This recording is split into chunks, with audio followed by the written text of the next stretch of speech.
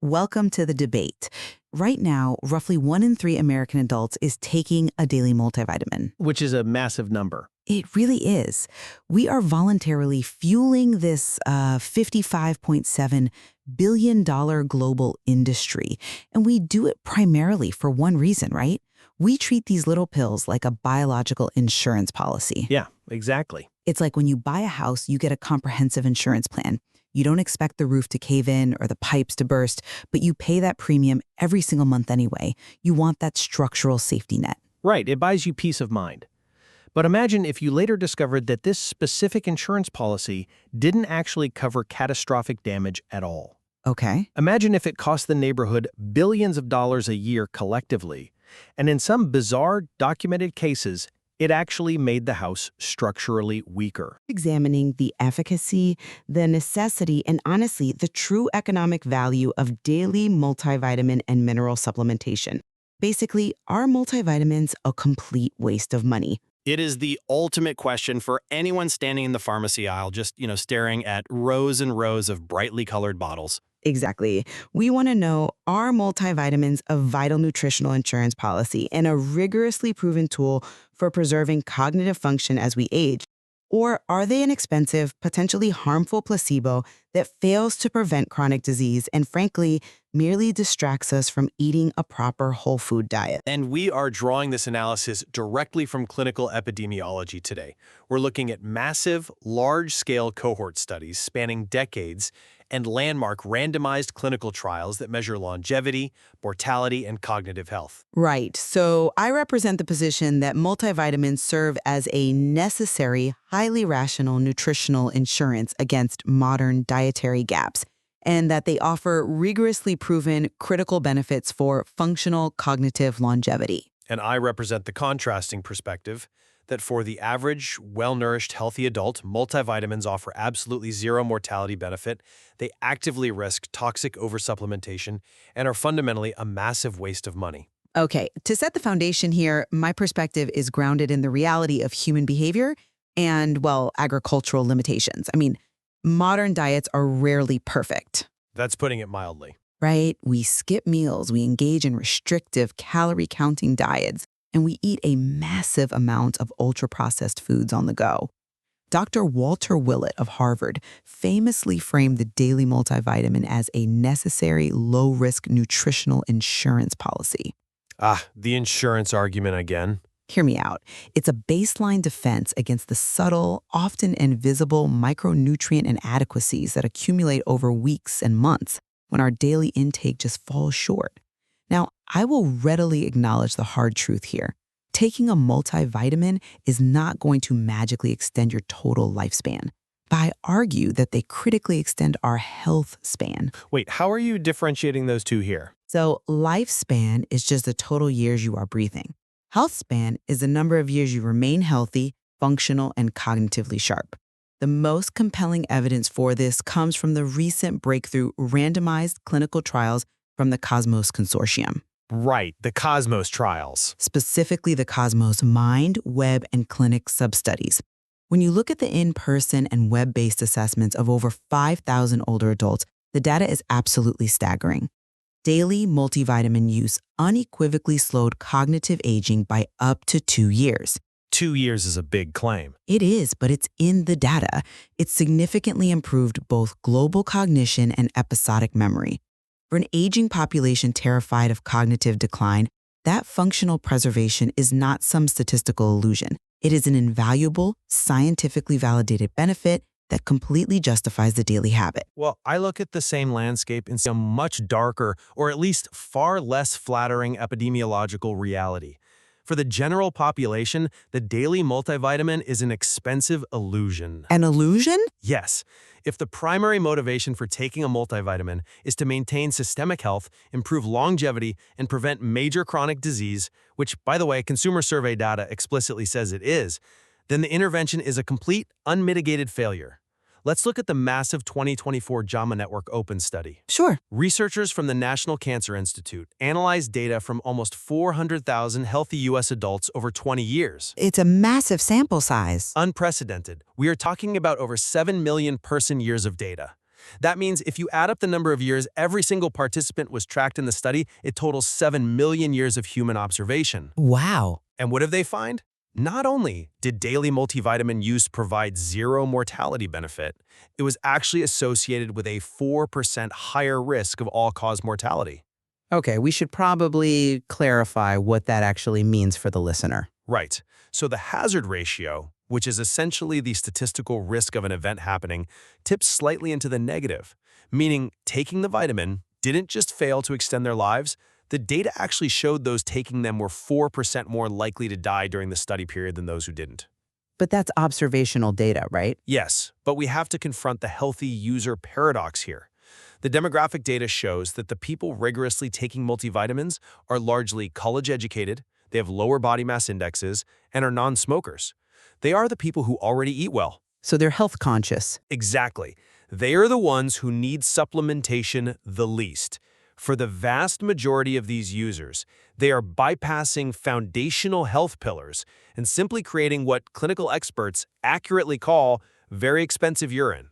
Okay, but we really have to unpack how the scientific community defines a benefit here, because relying on all-cause mortality is an incredibly blunt metric to judge a daily vitamin. I disagree.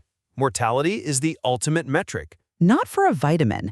Judging a multivitamin's value by its ability to prevent a fatal heart attack is exactly like judging a seatbelt by its ability to prevent a flat tire. It is simply the wrong metric for the biological mechanism at play. But mortality is exactly what the U.S. Preventative Services Task Force, the USPSTF, evaluates. Over 2 decades of data show absolutely no reduction in mortality from heart disease, cancer, or cerebral vascular disease. Because it's a vitamin, not a drug. Furthermore, look at the historical data on single and multivitamin trials. The ATBC study and the SELECT trial showed that beta-carotene and vitamin E supplements offered zero cardiovascular protection and, shockingly, actually increased lung cancer risk in smokers and prostate cancer risk in men. Wait, let's pause there because that sounds incredibly counterintuitive to most people. Vitamin E and beta-carotene are antioxidants. They are supposed to neutralize free radicals and fight cancer. How could an antioxidant possibly increase the risk of cancer? That is the exact danger of isolating nutrients into highly concentrated pills. In a heavily oxidized environment like the lungs of a chronic smoker, an isolated synthetic antioxidant can actually flip under certain biological conditions and become a pro-oxidant, causing cellular damage. So it does the exact opposite of what you want. Cancer cell is already forming. The human body uses oxidative stress. It sends free radicals to kill that rogue cell. If you flood your system with synthetic antioxidants, you might accidentally neutralize your body's own defense mechanism. You're effectively protecting the cancer cell from being destroyed. That's a terrifying thought. If 1 in 3 adults are taking these pills to ward off the Grim Reaper and prevent major chronic diseases, the data definitively shows they are wasting their money and potentially actively harming themselves. Which brings me right back to the seatbelt analogy.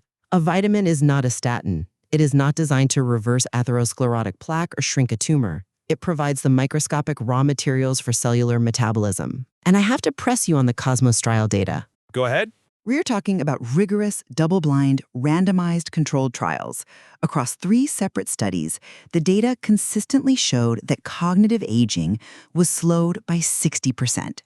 Depending on the substudy, that equates to a delay in cognitive decline of 1.8 to 3.1 years compared to a placebo. For seniors, Participants experienced tangible improvements in episodic memory, their ability to recall specific events and details. If a daily, highly affordable pill can buy an older adult 2 extra years of sharp functional memory, how can you dismiss that whole category of intervention as an expensive illusion? I don't dismiss the Cosmos findings outright. The rigor of those trials regarding episodic memory in older adults is certainly compelling. But we have to rigorously contextualize it. The Cosmos participants were older adults, averaging around 70 years old. Right. their highly localized cognitive benefits do not justify the universal lifelong consumption of multivitamins by a 30-year-old or 40-year-old healthy adult. Okay, but Let me just finish this thought. The multivitamin industry doesn't just market to seniors worried about memory loss. They market heavily to young, healthy adults aiming to optimize their physical health. For that broader population, the promise of systemic health protection is entirely unsupported by the literature. The cognitive benefit in a 71-year-old does not retroactively validate the 30-year-old spending $50 a month on a premium wellness multivitamin. I concede that the marketing routinely outpaces the science for 30-somethings. However, if the neurological benefits are highly specific to the aging brain, we must evaluate the justification for the general population taking these daily. Which is none. Not true. Even if a 35-year-old isn't taking a multivitamin to prevent immediate cognitive decline, the nutritional insurance argument still holds immense biological weight. We know from dietary surveys that around 1/3 of the population is at risk of at least one vitamin deficiency. But those aren't the people buying the pills. Modern lifestyles are chaotic. Agricultural soil depletion means the vegetables we do eat naturally have lower mineral densities than they did 50 years ago. A basic high-quality multivitamin fills those invisible day-to-day gaps. Okay, but And specific populations distinctly require them. Pregnant women must take folic acid to prevent neural tube defects. Older adults and strict vegans require B12 because of decreased gastric acid absorption and sheer dietary absence, respectively. When you consider how difficult it is to maintain perfect dietary compliance 365 days a year, a baseline supplement is a rational, low-risk safety net. I simply cannot accept that it is uniformly low risk. The epidemiological data and recent legislative actions absolutely dispute that. You bring up the people with dietary gaps, those suffering from food insecurity or surviving on poor quality diets. Yeah. The cruel paradox here is that those people rarely take multivitamins. The demographics prove that the primary consumers are the worried well. These are affluent, health-conscious individuals who already consume nutrient-dense foods, fortified cereals, and fortified plant milks. Sure, they like to cover their bases. But when they add a daily multivitamin on top of an already highly fortified diet, they frequently exceed what the National Institutes of Health calls the tolerable upper intake level, or the UL. But a basic multivitamin is dosed at the recommended dietary allowance, the RDA. It's explicitly designed to just hit the baseline, not to be a megadose. That is the theory, but consumer behavior and manufacturing realities dictate otherwise. The market is absolutely flooded with high-potency formulations, and we are talking about severe biological consequences here. We need to look at how vitamins are processed by the body. Okay, let's look at it. Water-soluble vitamins, like vitamin C and the B vitamins, will generally just flush through your kidneys and out of your system if you take too much, hence the expensive urine. Right. But fat-soluble vitamins, namely vitamins A, D, E, and K, do not easily leave the body. They are stored in the liver and in fatty tissues. They actively accumulate. High doses of vitamin A in retinoid form can cause serious liver toxicity. Excessive vitamin D increases the risk of dangerous calcium buildup, leading to kidney stones and vascular calcification. Well, you have to take a lot for that to happen. The data shows that 48 to 61% of multivitamin users exceed the UL for niacin alone. And beyond just the vitamins accumulating, combining all these minerals into one pill creates biological chaos in the gut. You're referring to the absorption competition in the digestive tract? Exactly. Your gut has a highly limited number of transport pathways to move minerals from your intestines into your bloodstream. Think of these pathways like turnstiles at a busy subway station. I like that analogy. If you swallow a capsule with massive amounts of calcium, iron, and zinc all at once, they all try to cram through the exact same turnstile. Calcium actively blocks the absorption of iron. Plus, your body has a hard physical limit. It can only absorb about 500 milligrams of calcium at any one given time. Wait, let me stop you there. If a heavily marketed bone health multivitamin contains 1,000 milligrams of calcium plus iron, what actually happens to the rest of it? Is it just floating around? The excess calcium simply isn't absorbed into the bloodstream. It sits in the digestive tract, often causing severe constipation, or it's just excreted. The iron, meanwhile, gets pushed out of the way by the calcium and never makes it onto the train at all. So they cancel each other out. Yes, you aren't getting the precise insurance you think you're buying. You're getting an inefficient payload that your body cannot physically process. And to your point about safety, look at the manufacturing side. Just recently, California passed SB 646, mandating toxic metal testing in prenatal vitamins. I did read about that. Why? because peer-reviewed studies found that popular prenatal vitamins contain detectable levels of heavy metals like lead and cadmium. The industry is so loosely regulated that the safety net might literally be exposing developing fetuses to neurotoxins.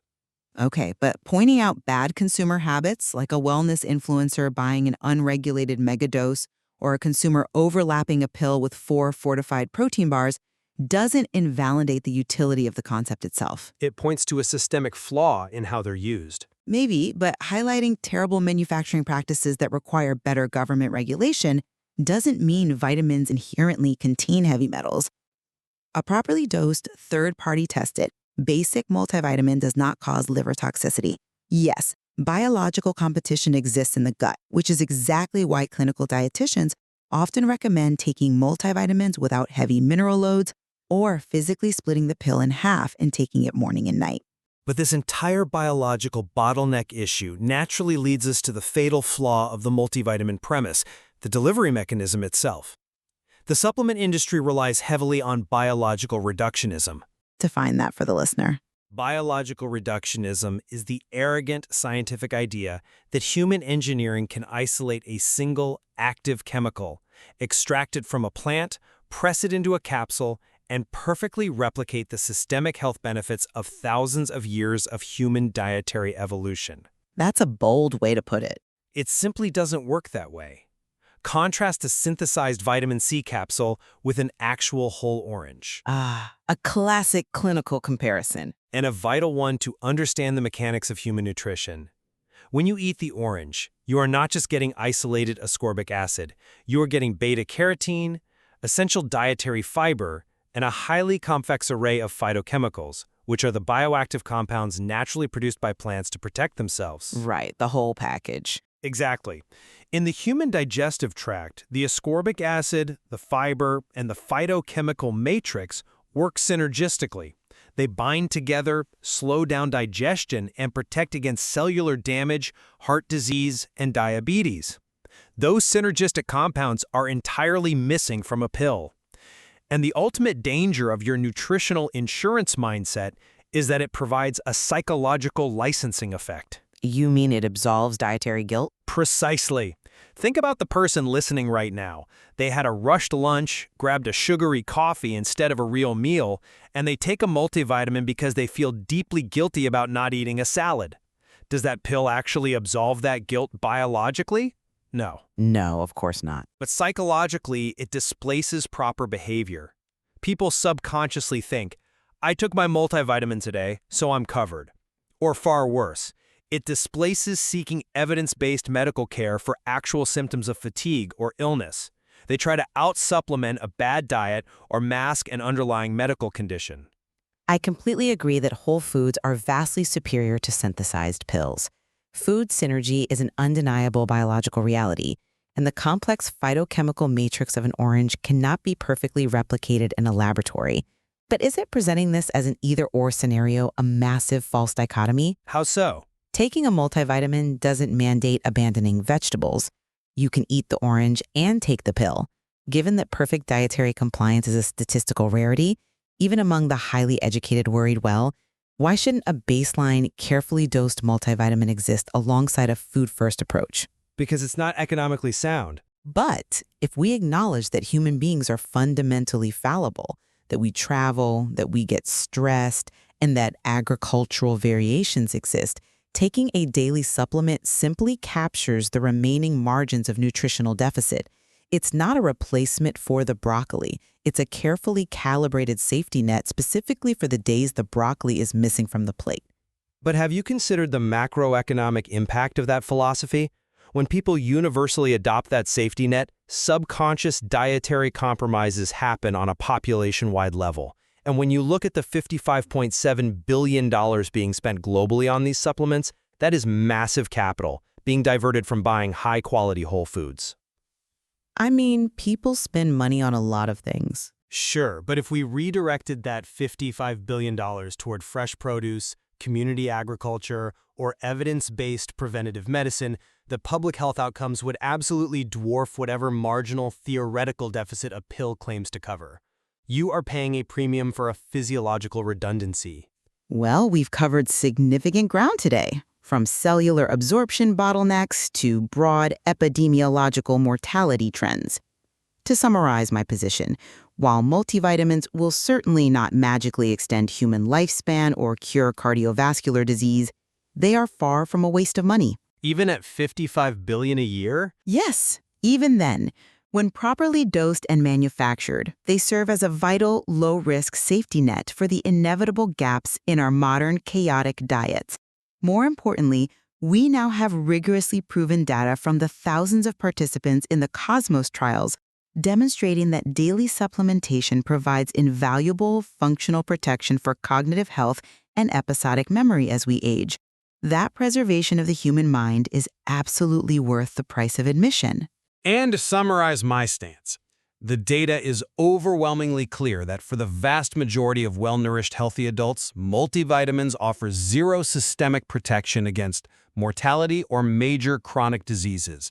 The 2024 JAMA study of nearly 400,000 adults over 2 decades mathematically confirms this. For mortality, yes. For the general public, multivitamins represent a massive financial drain that risks toxic oversupplementation of fat-soluble vitamins, creates chaotic absorption competition in the gut, and ultimately distracts from the scientifically proven synergistic benefits of a whole food diet.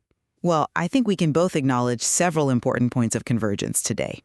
We entirely agree that highly specific populations, such as pregnant women requiring folic acid to prevent birth defects, or older adults and vegans requiring B12 due to absorption issues, have documented undeniable physiological needs for targeted supplementation. Absolutely. We're on exactly the same page there.